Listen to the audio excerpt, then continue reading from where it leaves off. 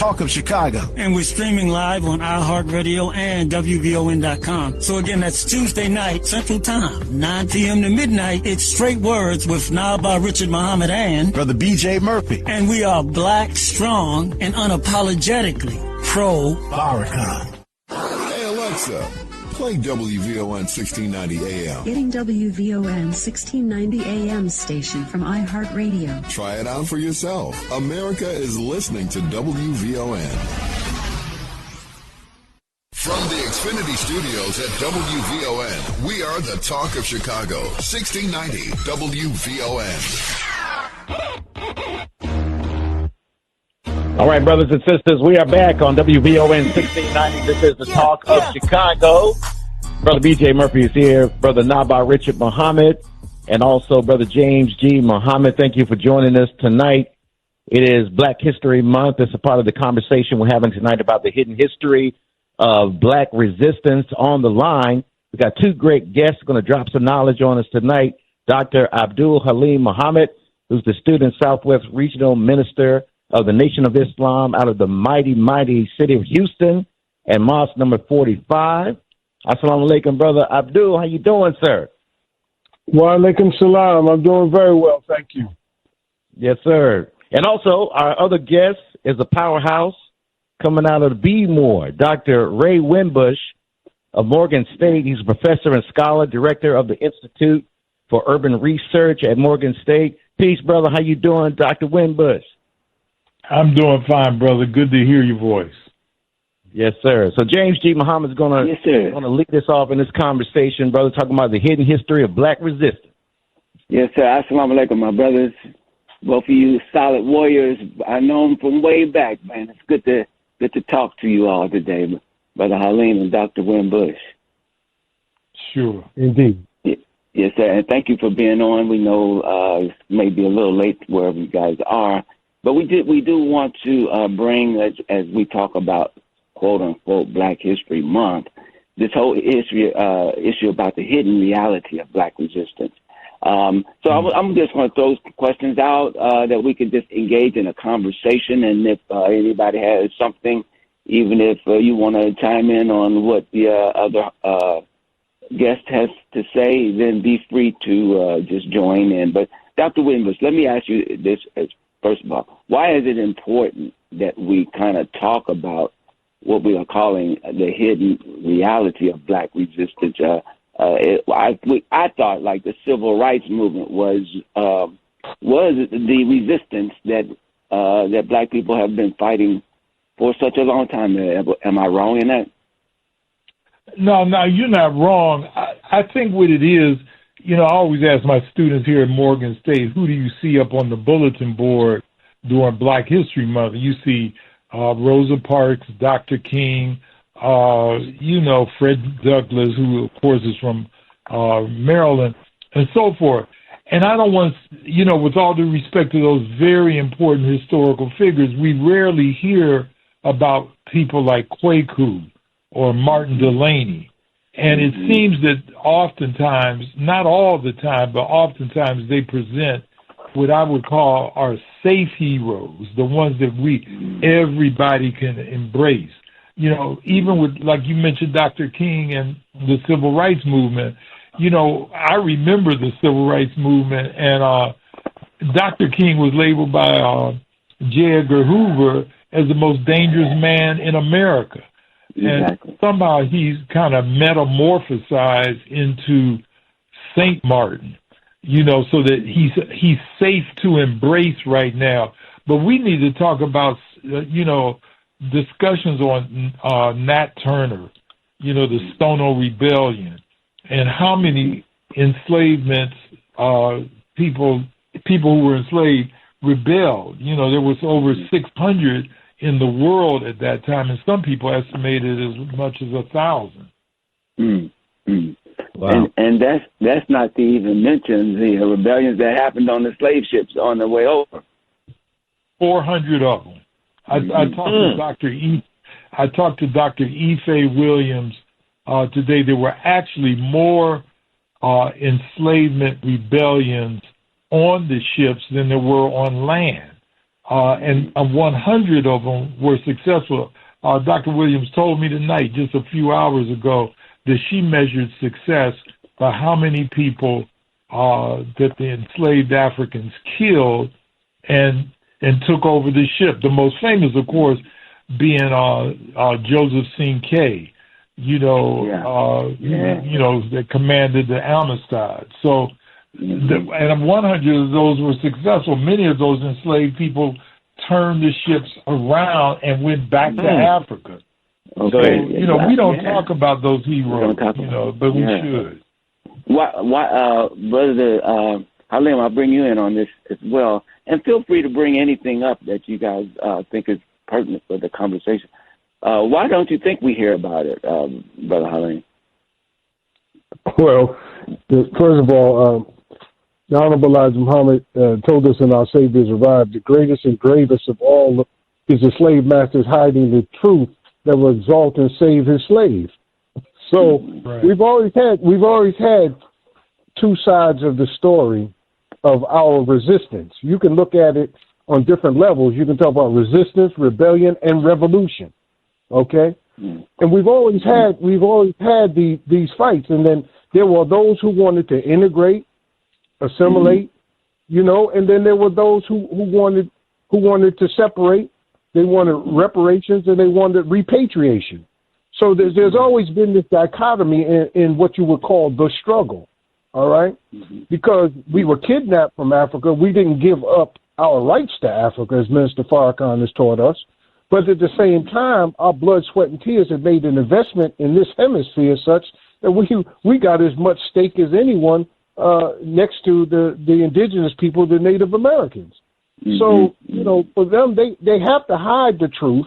As it was in the previous segment with Brother Enoch, as they were debating funding our HBCUs, they said there's three things they were never going to teach us: the science of business, the science of military science or warfare, and the science of mating or chemistry. So why would they even teach us about the fact that we not only resisted, we rebelled, and we had revolution?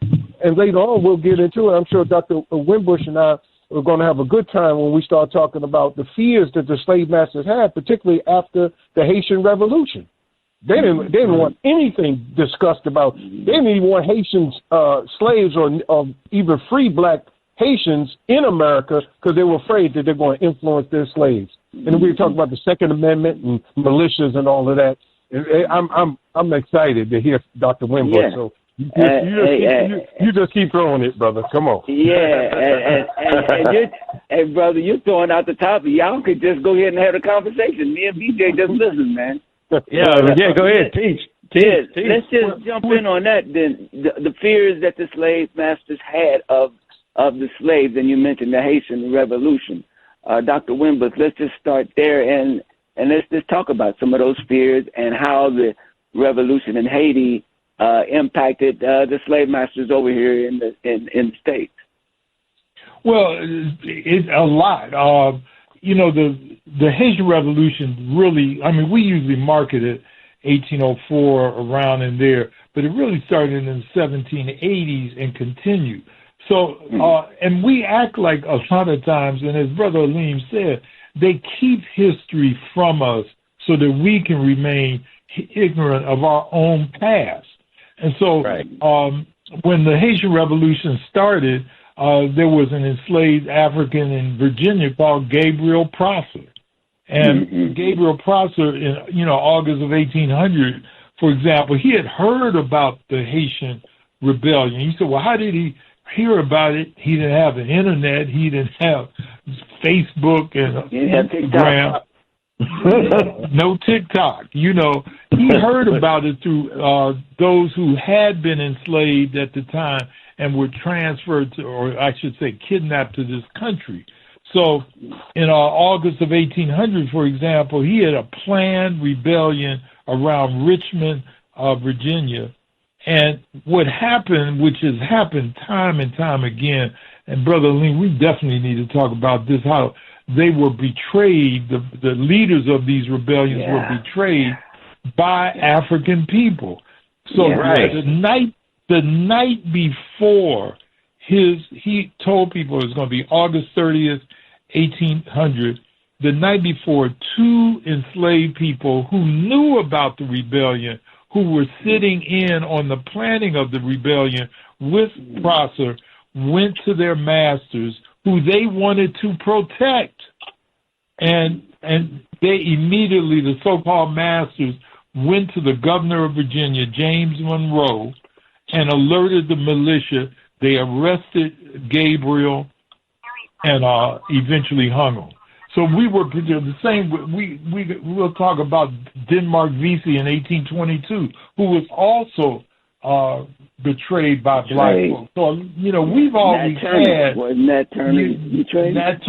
It's just it goes on and on. And sometimes I think these people are still manifested today in the form of people like Clarence Thomas, or Tim Scott. Right. They still betray us in a different way. Can I jump in for a minute? Because when you talk about a modern context, right? Because these people that sold our people out, they got ancestors, right? So sometimes we in these meetings, we in these rooms, and we be like, "What's wrong with this dude?" I mean, why don't he feel like we feel? But they come from another thought process of their ancestry. You know what I'm saying? I mean, this is real, right? It is. It is indeed. It definitely is, and it's according to, once again, if you even go back to how actually it was the Portuguese that went into Africa at first. That's right. And what they did was, and when we gotta. This is why we have to have intelligent conversation and scholarship like Dr. Winbush, because he can help us to delineate our own history. When you say in a broad brush that yes, and Africans participated in the slave trade, all right, but what kind of Africans? The Portuguese went in, and the Portuguese and Spanish had a system that they would go in and they would go into the indigenous women. They would produce children and train those children, which were half African, or if you will, to feel that they were better than the indigenous Africans. And they participated in a lot. They were the middlemen in between a lot that went on. And so we have that same mentality. We have that same mentality here. When Minister Malcolm gave one of his last speeches when he was with the Most Honorable Elijah Muhammad, the message to the grassroots, where he talked about the field Negro and the slave Negro, right? But today, we can expand Malcolm's analysis and talk about the yard Negro. See, the yard Negro doesn't want to go back to the field, right? And he can't get in the house. So what he does is that if the field Negroes rebel and they overcome the master, he'll claim that he was always with them. But if they lose and the master and the house Negro overcome, he'll turn around and say, "Man, I was always with you all the time." The yard Negro is more dangerous than the house Negro today. Wow. I'm telling you. So then you look at what Tim Scott. When we talk about Tim Scott, I don't want to make it personal. It's always about principle, policy, program, and project. It isn't personal. But when we got that kind of behavior, when you're a United States senator, and when you understand the origins of America and why there is a bicameral legislature and why there is a United States Senate and the power of each senator and each state, no matter if it's as small as Rhode Island or as big as California, having an equal power in that house, in that chamber of the Congress, then you would understand why Tim Scott is very dangerous. Exactly. And he's just as dangerous as those people who turned in Gabriel Prosser or Denmark Vesey later on in 1822. And see, you got to also understand, and I'm sure you do, that globally, Africans were rebelling all over the planet. It wasn't just confined to the United States and the Caribbean. Right.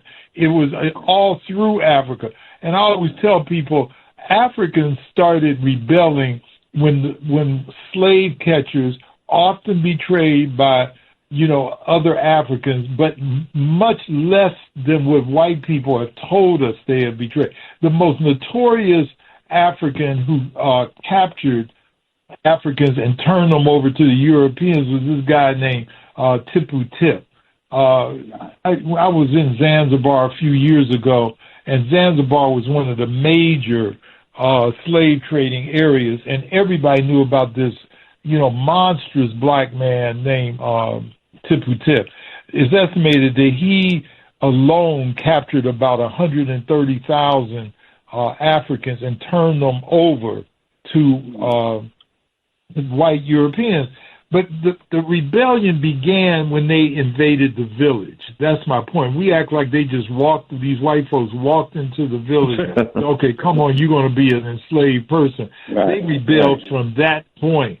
They rebelled when they were marched to the sea. They rebelled when they were in the barracoons before they were put aboard. And, of course, they rebelled while they were on the ships. And then they continued those rebellions once they got to the United States, Brazil, and the Caribbean. So we have to expand our idea of, what the white folks want us to think is like the happy Negro, the black person that was content to be enslaved. Some were, but most weren't. And they were always planning rebellion. Let me ask this, too, it's on the same subject, but we just were talking about the not on this show, but the Civil War, and that there were blacks fighting on the side of the South. Just comment on that in terms of if our students were reading that in this text. Well, they can't even read in the textbook, but why would they fight on the side of the South, or is that something that they're painting a picture to make it seem like, a lot of the slaves were okay with being enslaved? Well, first of all, they were forced to fight on. There you go. It wasn't like they had, let me volunteer to be in the Confederate Army. Again, it's a distortion of history, and like I heard during your commercial break, you said we need to start talking about our history rather than his story. And his story makes it appear as if, everybody wanted to, die for master, march off to, drumbeat of Dixie, and then kill black soldiers from the North. That just wasn't true. And but it's a distortion of history, and unfortunately, many of our people believe it. And in many cases, they didn't take up arms; they were used as labor. Mm-hmm. Right? They were used as labor. They wasn't necessarily that they gave a whole bunch of Negroes arms. Are you kidding me? Exactly. Exactly. And see. Again, we have to understand how nuanced history is, right? So we can say, like, for instance, a more conservative point of view, black man will say, 5,000 blacks fought in the Revolutionary War. Yeah, that's true. But there were other black people who fought against. That's right. Who fought against America. Wow. In fact, it was Lord Dunmore in Virginia, who was the governor of Virginia, who actually, in a sense, said, "Man, any of you who fight for us, I'll emancipate the slaves." This absolutely, man, put chills up and down the spine of the Southerners. Man, when you get into, beloved, when you get into the debates in the Constitution, when you get into the correspondence between Hamilton and Madison and John Jay and Jefferson, when you look at the debates that took place when they were doing the Constitution, when you look at the Federalist Papers, when you look at the Anti-Federalist Papers, when you look at the debates that went on within the constitutional, the ratification conventions, and the fact that they had to come up with a Bill of Rights, otherwise New York and other states were not going to vote to ratify the Constitution. And then when you start digging down into the weeds and you start understanding the connection between James Madison, who's called the quote-unquote father of the Constitution, he was a slaveholder out of Virginia. Yeah. The influence, him and Thomas Jefferson, another slave owner. But there's one cat, man, that's very deep, is your man Patrick Henry. Give me liberty or give me death. His paranoia about slave rebellions is one of the reasons why the Second Amendment, if you really read the first draft that Madison did of the First Amendment, or what we called, called the Second Amendment, really is, this is what's funny. The First Amendment really is the Third Amendment, because there were 12 amendments that were introduced in the first Congress, right? And only 10 of them were ratified. Actually, it was the Third Amendment through the 12th Amendment that was ratified, so that gives you what you call the Bill of Rights, right? But look, listen to the original language that when Madison was drafting the Second Amendment, right? He said the first draft, he said this, of the Second Amendment, and I'm quoting, "The right of the people to keep and bear arms shall not be infringed.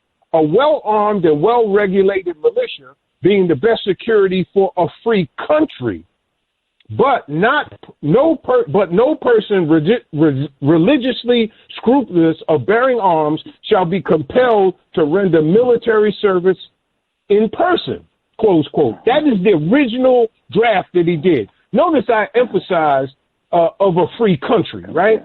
But Patrick Henry and George Mason, George Mason, you've heard of George Mason University, right? George Mason was the largest slave owner at the Constitutional Convention. There were 74 white male property owners that were invited.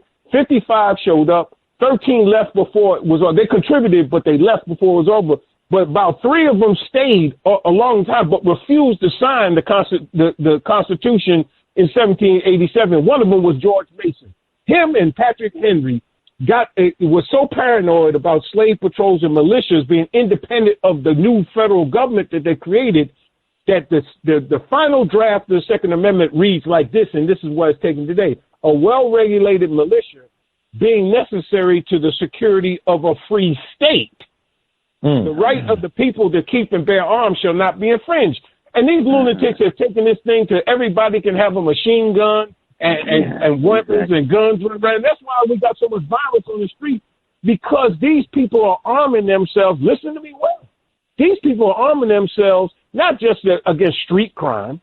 They're arming themselves to the teeth, man, with ammunition and all kind of weapons, because they anticipate, as their fathers anticipated, as Dr. Winbush is pointing out to you, they anticipate that one day they're going to have to join their own government to put us down. Wow. Exactly. Yeah. I mean, then you're kind of seeing some evidence that they're not above resisting the federal government down in at the border, where you have the Fed military and the feds and the state militias or guards facing off on each other, man. So, like you're saying, they're ready for that black resistance. The black. Go ahead, Dr. Winbush. Go ahead. No, I was just going to say that, white folks feel that this is a white man's country, and I emphasize the word man, too. They don't feel that it has anything to do with us, Native people, or anything like that. Right. It's funny, like if I were to call you up, Brother Haleem, on, January 5th, a couple of years ago, and said, look, we're going to go to the Capitol and we're going to take over the Capitol. You would say, man, you must be out of your black mind. Exactly. We're not doing that. White folks said, let's do this, and they didn't care because they feel that this is their country. And that, and if you notice, when I looked at that mob that day, I saw lynch mobs dating back to the beginning of this country. They were prepared to hang the vice president of the United States, like they had planned on hanging, and did indeed hanging our ancestors like Nat Turner and women as well. So, I see how, like you said, we go back, the Second Amendment was always there to make sure that they would be protected in case we, African black folk, would rebel against them and somehow take over this country. Yo, you're joining the conversation on WVON 1690, the Talk of Chicago. This is Straight Words. Our guest, Dr. Abdul Haleem Muhammad, Southwest Regional Student Minister of the Nation of Islam out of Houston.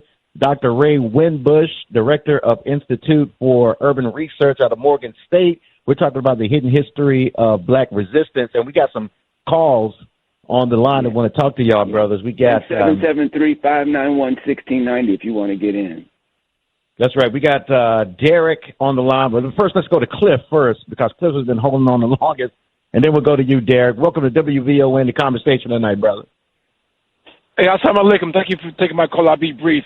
Listen, as it relates to the Amistad, the history, if you do the research, it did come through Connecticut, and there was a trial in New Haven, Connecticut, in terms of St. Q, being free. And so that is true. But even to that point, in terms of what you're discussing, brothers, we have that whole dilemma within our community, which is playing out today in reference to, and I got to be honest, with Negroes supporting the Democratic Party, and then Negroes, man, supporting the Republican Party with Biden and Trump.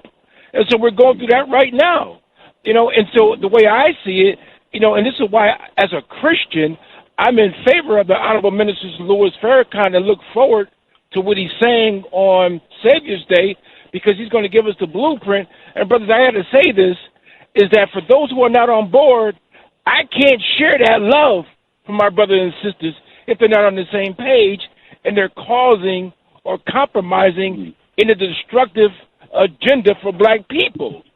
So if they're involved in it, whether it be for Democrats or whether it be for Trump, Trump will be faster. You know what I mean? I got no love for him. So the only love I have, brother, is for the Minister Louis Farrakhan, for our advancement and for our protection. And so to your point, as it relates to the Constitution, we got a right to bear arms. So I'm not going to have religion tell me I can't fight and bear arms and protect myself, that I need to trust in the Lord. I got that, but I'm going to trust in Jesus Christ, but yet I'm going to have my gun and my ammunition ready, to protect myself and my family, if that makes any sense. So the point I'm making is that even though we're in a situation, we might have to destroy some of our own that are not on the same page to advance our elevation or be down with our advancement. Does that make sense, or do you want me to love them? Well, I'll answer on behalf as a student of the Honorable Elijah Muhammad, following the teachings, his teachings, and the leadership of the Honorable Minister Louis Farrakhan. Minister Farrakhan, when we say the Minister Farrakhan is the Messiah, we say that for a reason, because the Messiah has this love for all of our people. If you know something about Minister Farrakhan, why the Jewish community, the ADL, Simon Wiesenthal Center, the 12 Jewish presidents, why they can't shake the love of Minister Farrakhan amongst the people is because Minister Farrakhan is rooted deep in the people. I can't think of, and Dr. Winbush can bear witness, I can't think of one black professional group that Mr. Farrakhan has not spoken for. I can't think of one nationalist group that Minister Farrakhan has not spoken for. I can't think of any Christian denomination, even the Black Hebrew. I can't think of anybody that Minister Farrakhan has not attempted to reach out for to unite our people in fulfilling what the Honorable Elijah Muhammad said of him. He said, through you, brother, I will get all of my people. So he's going to do all that he can. Now, that does not negate what brother just said, that it's going to come down to the fact that we probably one day are going to have a plebiscite. And we're going to have to vote town hall meetings, and we're going to have a vote whether we separate or you want to integrate. And the Honorable Elijah Muhammad said, those of y'all want to stay, you stay. But those of us who want to go, we're going to go. And when we get some of this earth we can call our own, brother, I'm sure that, at that point, those who come will love one another enough that we can give them guns to guard our borders, okay? Because we won't be shooting each other like what's going on in the streets of America today. That's my response to what you had to say, beloved. Yes, sir. Yes, sir. Yes, sir. I didn't know that Winbush you wanted. Oh, go ahead, brother. BJ. No, I was saying we got did you want to respond, Dr. Ray, before we go to... No, go on. I agree with everything Brother Haleem said, though. It's very important. Very important. Yes, sir. All right, Derek, you're on WVON 1690 Straight Words. Hey, assalamu alaikum to everyone, and Brother Minister and Doctor. I just want to say, like Brother Enoch last hour spoke the truth. We must call ourselves out. There's always a search for external circumstances when the problem has been internal all along, just as you all been pointing out. I mean, I have found that the reason that black resistance still affects us in 2024 is because it is hidden in plain sight. This discussion reminds me of that movie Total Recall. Remember what that mutant head did? He asked a question. But I'm going to put it this way. What do you want, black people? And then remember the answer. The same as you. To remember. The mutant asked the question again. He said, but why? Then the answer came, to be myself again. But remember these words, what he said. He said that you are what you do. A man is defined by your actions and not by your memory. The mutant said, take my hand and now open your mind to me. But notice he said it 5 times. Open your mind. Open your mind. 5. That number 5 means power. Power is organization. Many of us may not accept this truth about ourselves in 2024, but black people have become nothing but roadblocks to each other's progress. The people today prefer Barabbas all over. They don't want a Jesus-type character in their life. Right. This is where we are today. That's all I call to say. Yes, sir. Thank you, brother. Thank you for your comment, brother. Very insightful. Any response? Anybody want to Dr. Winbush is quietly, he's a deeply spiritual man, but he's going to let me do the little preaching. I know Doc, man. I've been around Doc so much, man. He get me shouting, man, when he gets to teaching. But let me say it like this. The most honorable Elijah Muhammad taught us that 75% of what's written in the Gospels is about a future Jesus, and 25% is history. So we don't deny that Jesus walked the earth, that he was from God. But as the Holy Quran says to us that Jesus, his mother and Mary, and Jesus, son of Mary, and his mother were a sign. Okay, a sign of what? If I see a sign that says 50 miles to Baltimore, do I jump out my car and hug the sign, or do I keep driving? All right. So it's 75%. So if we play out the cosmic drama of the let's just say the Holy Week, Jesus comes in. And as the triumphant entry into Jerusalem, Hosanna, Hosanna highest, and no shorter than a week they were talking about crucifying. Now, this is the point I want to make. The brother talked about a Barabbas versus a Jesus type. Do you know that in translations of the Bible, brother, and not the King James Version, but in translations of the Bible, I've got parallel translations of the Bible looking right up in my bookshelf, that Barabbas' name was Jesus Barabbas. And when Pilate put the question to the people, he said, which one of these do you want? He had to free one of them. It was a Passover tradition to free one prisoner. He said, which one do you want me to free? Jesus Barabbas or Jesus the Messiah? They said, man, give us Jesus Barabbas, the insurrectionist that was in jail. Give me him. You crucify that other fella. So look. Right. Brothers and sisters, tune in on February 25th. Go to NOI.org and hear the Honorable Minister Louis Farrakhan when he delivers this message. What does Allah, the great Mahdi, the great Messiah, have to say about the war in the Middle East? Lord, have mercy. Go ahead. And also one of the things he mentioned, Abdul Haleem, was on that movie he was referencing how whatever it was, the cyborg or whatever, he said that he told the guy to basically what the Honorable Elijah Muhammad told the minister, I want your mind to become like my mind. So it becomes one mind. And so from that happening, at least in my mind, and we're seeing that everything the Honorable Elijah Muhammad told the minister would happen has happened, and whatever he forecast that would happen even further in the future, we see that how it's shaping up. That just all points to the divinity of both men, the Honorable Elijah Muhammad and the Honorable Minister Louis Farrakhan. And that's why it's even important, as you mentioned, for February 25th for everybody to tune in. I'm going to keep this conversation going for everybody, 773-591-1690. I wanted to pose this question if you want to join the conversation. So, we're talking about some of these insurrections or these revolutionary acts. They were violent back in those days because, they had to get physically free from a physically abusive slave master. Now, I thought about the economic resistance, and how today we do have arms. At some point, as was mentioned, it will become a physical fight.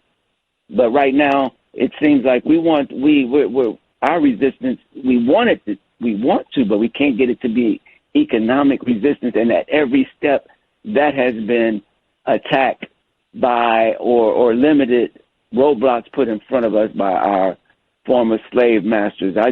Can you all just talk about how the resistance is occurring today in the 2024? What are you all saying? Mm-hmm. Well, one of the things I asked a colleague of mine this other day, what happened to the black boycott? You know, you can look at our history and see the success of boycotts, probably the most famous being the Montgomery bus boycott that lasted over a year. And they were successful. I know it was integration, but they were integrated. Back in the 90s, I remember there was a boycott of Nike for a while. Some of you may remember that. And they were asking people that own Nike shoes to put a black tape over the swoosh until they got a black person on the board of Nike. And of course, they finally got John Thompson, the former coach of Georgetown basketball team. So we've been very successful on economic boycotts, but it seems like in the past few years, we've avoided that. Or we either avoid it or we don't organize it. What if, I'm just throwing this out, I know the minister had talked about it as well, and Dr. King talked about it. One of Dr. King's unfulfilled dreams was that he wanted for 1 year for black people in this country to boycott Christmas. Don't buy any presents, Christmas trees. Don't talk about Black Friday, none of that. And he wanted us to assert our economic power, but you can't get black folk to do something like that. And so I don't know. If you hit the so-called man in the pocketbook, it hurts them almost as much as you lighting a fire and blowing something up. But we have kind of abandoned the boycott.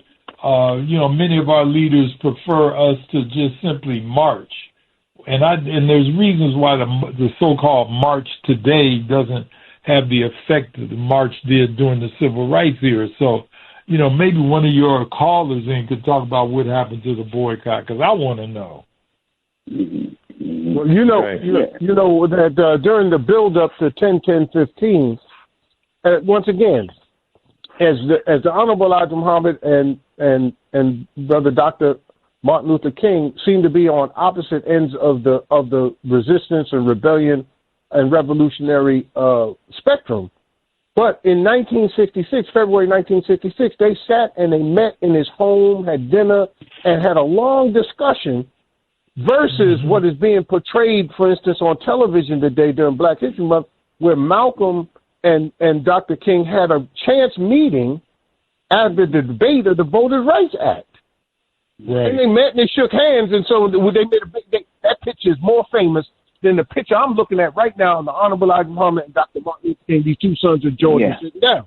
Now, when you go to, and again, when we look at this, we created out of Dr. Martin Luther King, St. Martin, where in the last year of his life, according to CBS News, as I was reading the article, Dr. King had like a 64 or 65% of the people in America viewed him disfavorably. All right? So now, and then when we look at his speeches, this cherry picking of Dr. King's speeches, man, is what turns my stomach. Even in I've been to the mountaintop speech, that's what Dr. Winbush is pointing to.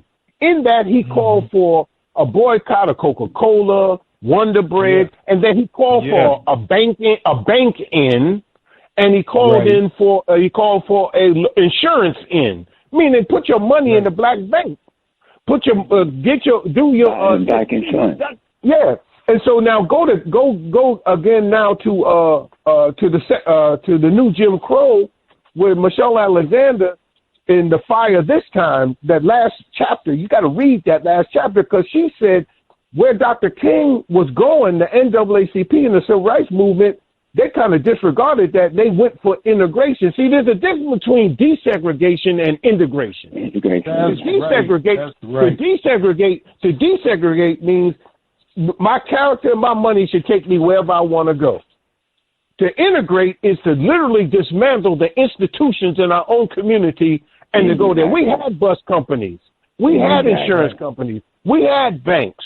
We had taxi cab companies. We had a whole hotels. We had a whole bunch of, that's what the Green Book is all about. Safe houses that we could travel. We had economic wealth. So anybody tell me about integration is a sin. Okay? I thought the white man's ice was colder though, brother.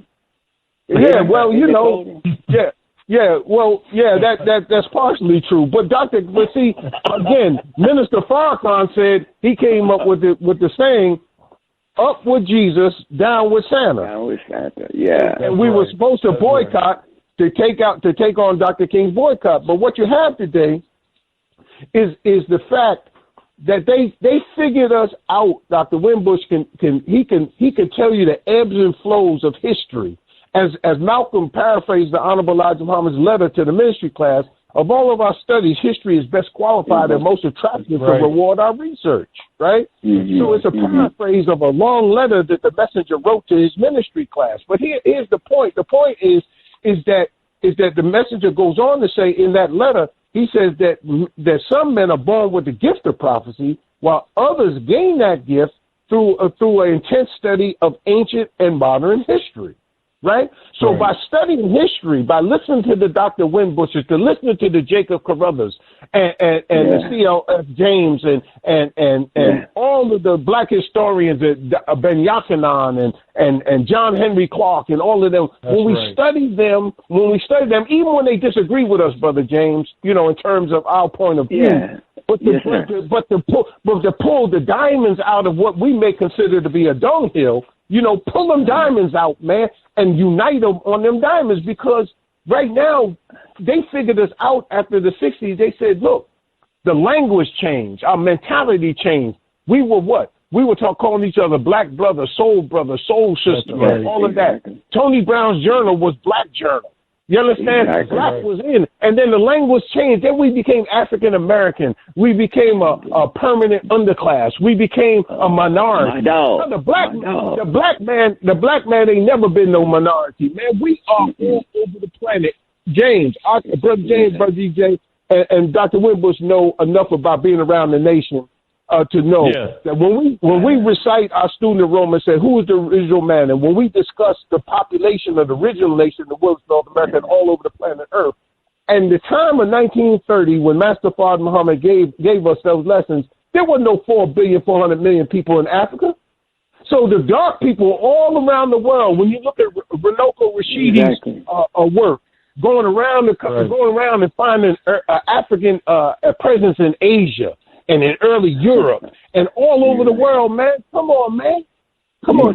So we have to look at this thing as they figured us out and they decided to make us individuals. So now it ain't about us, our, and we. It's about I, me, and mine, and I got to get mine. And then let me make this last point. Let me make this last Brother Naba'a. Brother Naba'a, I want to jump in real quick. Yeah. Okay. Yeah. Okay, let me make this last point on the FBI COINTELPRO. They said they wanted to prevent the long-range growth of these black nationalist organizations, especially among the youth. So you wonder what Enoch was talking about the last hour? Yes, sir. This thing is social engineering. Go ahead. I'm sorry, brother. You know, I'm a preacher. Don't give me no microphone. The other thing is that we you know, the other thing is important is that it's no coincidence that in 1981 two things hit our communities like I don't know what, and that was crack and it was HIV/AIDS. And we could talk about, you know, Anthony Fauci. I'm not going to get into that, you know, now, but we got to remember that those two things devastated our community right after, as Brother Haleem said, that we were blacker than black in the 70s and the 60s. That they saw us as being, and that's when COINTELPRO right before that was introduced as well. And we didn't even know what was going on at that time. Fred Hampton in Chicago. That all of those assassinations during the 60s, you know, Dr. King, Dr. Malcolm, Winbush. All of them were instrumental. Exactly. Yeah. We're coming up on top of the hour, and we got Brother Naba'a on, and he was able to call in, so we want to get him on, and maybe we can hold over. I don't know, but you can let us know. But Brother Naba'a, are you there? Yeah. Assalamu alaikum, brothers. Salam. I wanted to say I didn't want to interrupt the conversation, Brother Haleem. It's been great. Dr. Winbush, this is Brother Naba'a Richard Muhammad, Morgan State University, class of 1986. Excuse me. All right. I'll throw the chapter cap out the stop. But I wanted to Mother Bear, groove by groove. Mother Bear chapter, groove by groove, baby. But brothers, I'm overjoyed. And Brother Haleem, I know we asked you for an hour, but if you can hang out with us, man, hang out. I know Brother Winbush, we asked you to do the 2. But if you can hang out with us, hang out with us. We're going to be joined by Brother Kofi Taharka in a few minutes. National Black United Front. Yeah, of the National Black United Front. So look, y'all, we're coming to the top of the hour. Did you like the scholarship you heard? Did you like the spirit? And we're not finished. We're not finished. We got more to come. But if you liked it, we're asking you to support it. There you go. At Cash App, $ straight words. Cash App, $ straight words. Zelle 312-480-9775. And PayPal, straightwords4@gmail.com. You're listening to Straight Words on WVON AM 1690. We'll be right back. Don't go anywhere.